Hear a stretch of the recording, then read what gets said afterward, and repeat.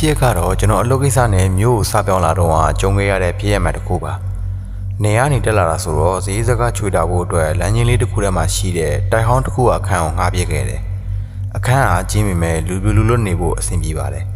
ဒါပေမဲ့အခန်းထဲကိုစချေကြလိုက်ကြတဲ့လေလူကတမျိုးကြီးပဲအခန်းပြတင်းပေါက်တွေဖွင့်ထားပေမဲ့အခန်းထဲမှာအေးစိမ့်နေပြီးတော့တခုခုကပုတ်စော်နန်းတယ်လို့မျိုးအနမ်းဖြော့ဖြော့လေးကိုအမြဲရနေတတ်တယ်ပစ္စည်းတွေတဲယူနေရချပြီးတော့ညနေဆောင်လောက်မှာဘေးကန်းအတော်ကြီးတယောက်နဲ့တွေ့တော့သူကကျွန်တော်မြင်တာနဲ့အံ့ဩသလိုကြည့်ပြီးငါတို့ဒီခန်းမှာနေမှလားလို့မေးတယ်ကျွန်တော်ကလည်းဟုတ်ကဲ့တော်လို့ပြန်ပြေတော့သူကခေါင်းအောင်ဖြည်းဖြည်းချင်းခါရမ်းပြီးတော့ပြောတယ်ညဘက်ဆိုရင်တော့တကားကိုတေးသေးချာချာပိတ်ရင်တော့ဘာတန်ကြကြထမကြည့်နဲ့လို့ပြောပြီးသူခန်းထဲကိုအမြန်ဝင်သွားတယ်အဲ့ဒီချိန်ကတော့ကျွန်တော်လည်းလူကြီးတွေဆိုတော့လဲစိုးရင်တက်တာပဲဆိုပြီးတော့တက်ကြီးမဆိုင်မိခဲ့ဘူးညရောက်တော့ကျွန်တော်လည်းဟိုလုတ်ဒီလုံးနဲ့ည7 နာရီလောက်မှကျွန်တော်အိပ်ပျော်သွားတယ်ဒါပေမဲ့တကောင်ကျော်လောက်မှတခုထူးဆန်းနေလို့ကျွန်တော်လန့်လို့လာတယ်အခန်းထဲမှာမှောင်မဲနေတာအဲ့ဒီချိန်မှာအင်တာထဲကနေရေပိုက်ဖွင့်ထားတဲ့အတန်ကိုကြားလိုက်ရတယ်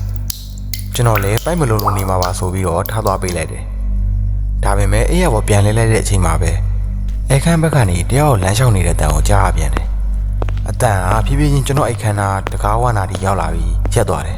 ကျွန်တော်အသက်တောင်မရှိရဲပဲစောင့်ကြည့်နေတော့တကားအောက်ခြေကဟားနေတဲ့နေရာကနေအရင်မေးတစ်ခုပြတ်သွားတာကိုမြင်လိုက်ရတယ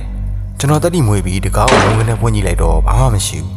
ဒါပေမဲ့အခန်းလင်မှာကျွန်တော်တည်တည်ချာချာပိတ်ထားတဲ့ခီးဆောင်အေးကြီးကပွင့်နေပြီးအထက်ကနေဝစားတွေကလည်းကြမ်းမြင့်ပေါ်မှာတစားစီပြန်ကျဲနေတာတယောက်ကတခုကိုအသေးအံရှာဖွေထားသလိုမျိုးပဲအဲ့ဒီချိန်မှာကျွန်တော်သိလိုက်ပြီဒီခန်းထဲမှာကျွန်တော်တယောက်တည်းရှိနေတာမဟုတ်ဘူးဆိုတာကိုကျွန်တော်ကြောက်နဲ့ဝစားတွေကိုပြန်သိမ်းပြီးအခန်းတစ်ခါကိုကျက်ထိုးလိုက်တယ်ဒါပေမဲ့ဂရင်မော်ပြန်တက်ဖို့လုပ်တဲ့အချိန်မှာကျွန်တော်အဲ့ဒီနေရာမှာတောင်ခနဲ့ဖြစ်သွားတယ်ဂရင်ချင်းကဆောင်းပုံကြီးကတစုံတစ်ယောက်ရှိနေသလိုမျိုးဖောင်းဖောင်းကြီးဖြစ်နေုံနဲ့မကဘဲနဲ့ဖြည်းဖြည်းချင်းလှုပ်ရှားလာတာကျွန်တော်တက်တိမွေးပြီးဆောင်းဝုန်းကနေဆွဲလန့်လိုက်တဲ့အချိန်မှာဘာမှမရှိဘူးဒါပေမဲ့ဂရင်မော်ကတယောက်အိတ်သွားသလိုမျိုးလူပုံတရံအချိုင်းကြံခဲ့တယ်အဲ့ဒီနေရာလည်းအေးစိမ်နေတာပဲကျွန်တော်ဓာမီနဲ့အခန်းထဲအောင်လိုက်ထိုးကြည့်ပေမဲ့ဘာမှမတွေ့ရဘူးအဲ့ဒီညကကျွန်တော်လုံးဝအိတ်မပြောတော့ဘူးမနက်ဝီလီဝင်းလင်းလောက်မှာမျက်နှာသစ်ဖို့ရေချိုးခန်းထဲကိုဝင်လိုက်တယ်ကျွန်တော်မျက်နှာသစ်ဖို့ငုံလိုက်ပြီးပြန်မော့အကြည့်မှာမှန်ထဲမှာကျွန်တော်ရဲ့ပုံအိမ်နောက်မှာသပင်ပါးလားနဲ့အမျိုးသမီးတယောက်ရက်နေတာကိုတွေ့လိုက်ရတယ်သူကမှန်ထဲကနေကျွန်တော်ကိုစိုက်ကြည့်နေတာသူ့မျက်လုံးတွေကလည်းဖြူပက်ဖြူရောနဲ့ကျွန်တော်ကြောက်လွန်းလို့အော်ပြီးအပြင်ကိုပြေးထွက်လာခဲ့တယ်မနက်လင်းတော့ဘေကန်းအတော်ကြီးစီကိုသွားပြီးအကျိုးကြောင့်မေးတာပေါ့ဒီခါတော့အတော်ကြီးကဖုံးမထားတော့အတော်ကြီးပြောပြတာကအဲ့ဒီခံမှာလွန်ခဲ့တဲ့2 နှစ်လောက်ကအမျိုးသမီးတယောက်အခန်းကားနေရင်လည်းအသက်ခံခဲ့ရတာသူကအဝတ်စားတွေနဲ့ပစ္စည်းတွေကိုအတော်လေးနှမျောတတ်တဲ့သူအခုဒီလေသူ့ကိုတက်သွားတဲ့သူကသူ့စီကယူသွားတဲ့ရွှေတွေကိုအခန်းထဲမှာလိုက်ရှာနေတော့မယ်လို့လူတော်တော်များပြောကြတယ်အဲ့ဒီမျိုးသမီးကသူ့ပစ္စည်းတွေကိုတစုံတစ်ယောက်ကလာတင်ရင်လုံးဝမကြိုက်ဘူးကျွန်တော်သတိရသွားတယ်မင်းညကကျွန်တော်ခီးဆောင်အိပ်ပွင့်နေတာကသူကကျွန်တော်ပစ္စည်းတွေထဲမှာသူ့ရွှေတွေကိုလာရှာတာပဲဖြစ်ရမယ်အဲ့ဒီနေ့ညနေအလုပ်ကအပြန်အခန်းထဲကိုဝင်လိုက်တဲ့အချိန်မှာအခန်းကအပုံနဲ့ပိုးပြင်းလာတယ်ပြီးတော့နေရန်ပေါ်မှာလက်သေးနဲ့ကုတ်ချထားတဲ့အရာတွေတွေ့ရတယ်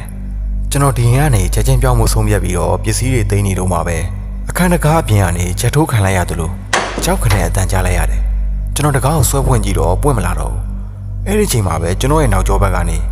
မသွားနဲ့အောင်ငါပစ္စည်းတွေပြန်ပေးအောင်ဆိုတဲ့အကွက်ကွက်တန်ကြီးကိုကြားလိုက်ရတယ်အဲ့ဒီချိန်မှာပဲအခန်းထဲကမီးလုံးကတစ်ပြက်ပြက်နဲ့မှိတ်လိုက်လင်းလိုက်ဖြစ်လာတယ်